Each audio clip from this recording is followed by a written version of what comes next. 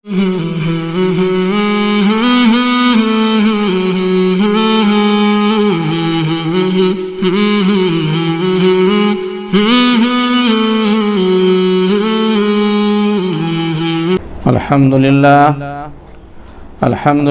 کفا وسلام علی عبادہ الذین اصطفى اما بعد فاعوذ باللہ من الشیطان الرجیم بسم اللہ الرحمن الرحیم قل سیروا فی الارض فانظروا کیف بدأ الخلق ثم اللہ ينشئ النشأة الآخرہ ان اللہ علی کل شیء قدیر صدق اللہ العلی العظیم۔ محترم بزرگوں، بھائیوں، دوستو، قرآن و حدیث میں سفر کرنے کی بڑی فضیلت آئی ہے۔ قرآن بھی بار بار کہتا ہے سفر کرو اور دنیا دیکھو، تجربات ہوں گے اور دنیا کے جب عجائبات دیکھیں گے تو آپ کا دل کہہ اٹھے گا کہ کوئی اللہ ہے جو کائنات کا مالک ہے۔ بلا شبہ اسفار میں بڑے بڑے اللہ کے راز کھلتے ہیں اور قدرت کا مظاہرہ ہوتا ہے۔ مشاہدات، تجربات سے بہت کچھ حاصل ہوتا ہے۔ میں اپنا مشاہدہ بتاؤں کہ میرا جو سفر ہے تقریباً 33 سال سے اڑیسہ کا ہو رہا ہے۔ رمضان کے مہینے میں جاتا ہوں، تراویح کا سلسلہ رہتا ہے، بلا کسی غرض و غایت کے سفر ہوتا ہے، لیکن مجھے جو مزہ ملتا ہے اور جو لطف ہوتا ہے، اللہ اکبر، کیا کہنا۔ میں اس سفر کو ایمان افروز سفر کہتا ہوں، روح پرور سفر کہتا ہوں، پر حسین سفر ہوتا ہے۔ لوگ وہاں کے بڑے اچھے ہوتے ہیں۔ اڑیسہ کے لوگ کچھ اور ہوتے ہیں، ان کا مزاج کچھ اور ہوتا ہے، ان کی طبیعت کچھ اور ہوتی ہے، بڑے سادے سیدھے لوگ ہوتے ہیں۔ اور سب سے بڑی جو خوبی ہے جو میں نے قریب سے دیکھا ہے، بڑے مہمان نواز ہوتے ہیں۔ لگتا ہے کہ ضیافت ان کی پہچان ہے، ضیافت ان کی شان ہے۔ کیا امیر کیا غریب اپنے مہمانوں کا خوب اکرام کرتے ہیں۔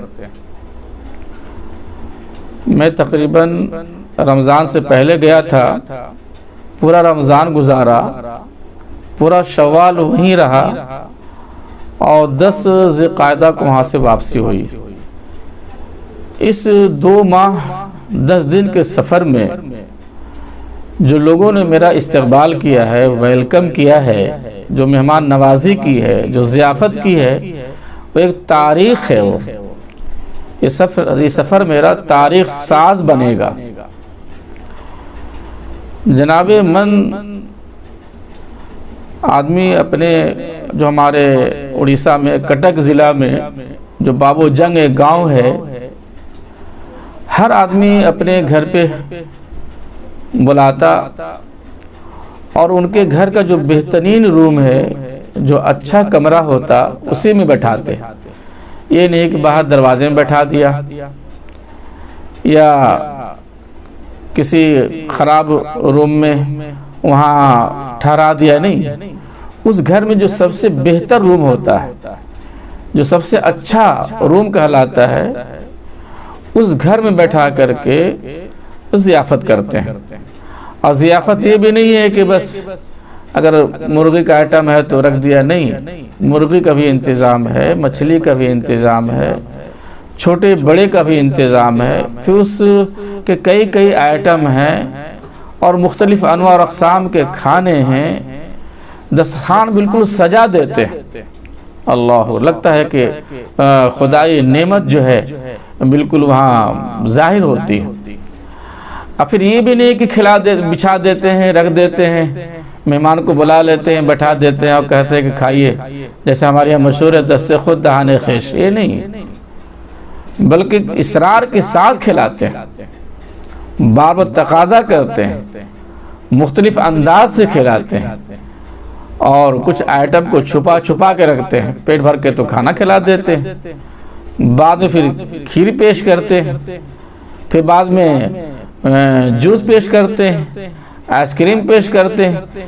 کھلانے کا بڑا عمدہ انداز ہوتا ہے، بہت ہی متواضع لوگ ہوتے ہیں۔ واقعی ضیافت کی وہاں جو ہے بالکل میں نے مشاہدہ کیا۔ میں تو اکثر مذاق سے کہا کرتا تھا، ہمارے دوست تھے حافظ شاہ نواز صاحب جو مدرسہ عمر فاروق جامعہ کے محتمم ہیں، اللہ ان کی عمر میں برکت دے، ان کی خوشی کو اللہ اور بڑھائے۔ میں اکثر کہا کرتا تھا کیا بھائی یہاں کی ضیافت تو دیکھ کے لگتا ہے کہ ابراہیم علیہ السلام کا یہاں سے گزر ہوا ہے کیا بھائی؟ ابراہیم علیہ السلام کی جو ضیافت ہے، آپ بانی ضیافت ہیں، مہمان نوازی آپ کی شان ہے، کہ اڑیسہ سے گزرے ہیں کیا؟ اللہ اکبر۔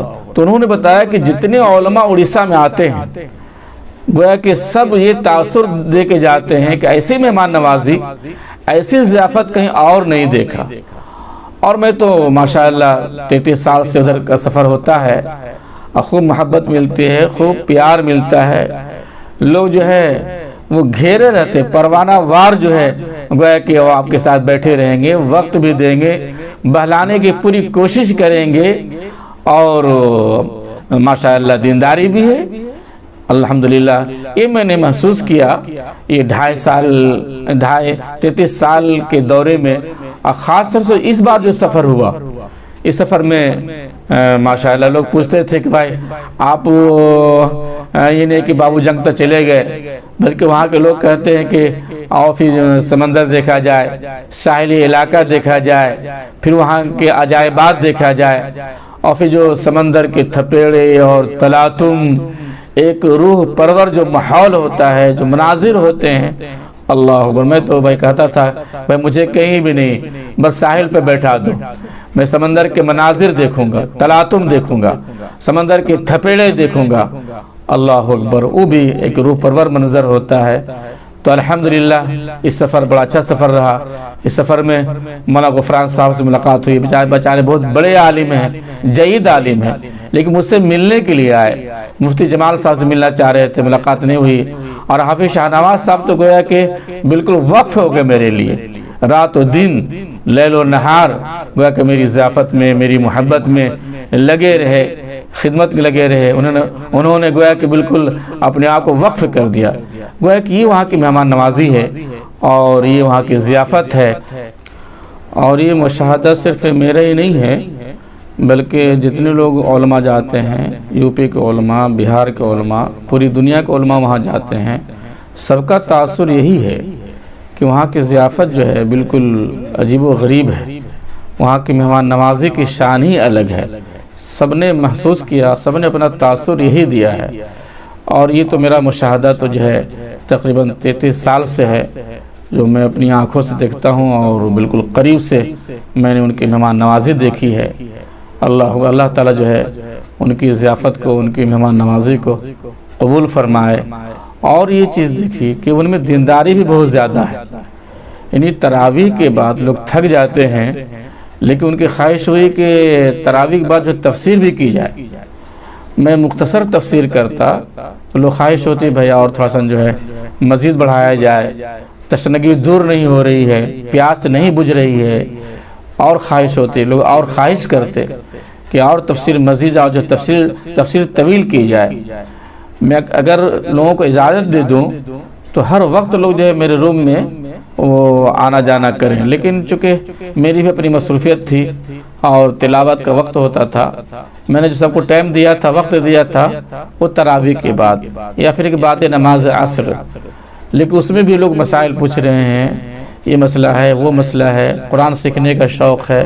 ایک ہمارے بہت قریب کہہ لیجیے دوست ہیں عبد الرحمن، انہوں نے قرآن سیکھنے کا شوق پیدا کیا، میرے روم میں آتے رہے اور شوق سے قرآن سیکھتے رہے۔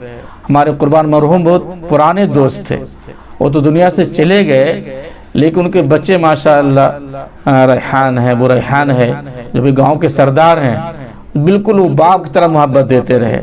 وہ یہ سمجھتے ہیں کہ بالکل جو ہے آپ میرے باپ ہی ہیں اور میرے باپ کی جگہ پہ ہیں، ان کے سارے لوگ نے اس طرح سے محبت دینے کا ان کا انداز ہے۔ اللہ اکبر، میں نے بہت ان سے محبت لی ہے اور میرے پاس کیا ہے، بس یہ دعا کرتا ہوں کہ اللہ تعالیٰ ان کی محبتوں کو قبول فرمائے، اور وہی خوبی اور وہی کمال جو ہے ہمارے اندر بھی آئے۔ اور بس انہی باتوں پہ جو میں نے دیکھا ہے اپنی بات کو ختم کرتا ہوں۔ وآخر دعوانا ان الحمد للہ رب العالمین۔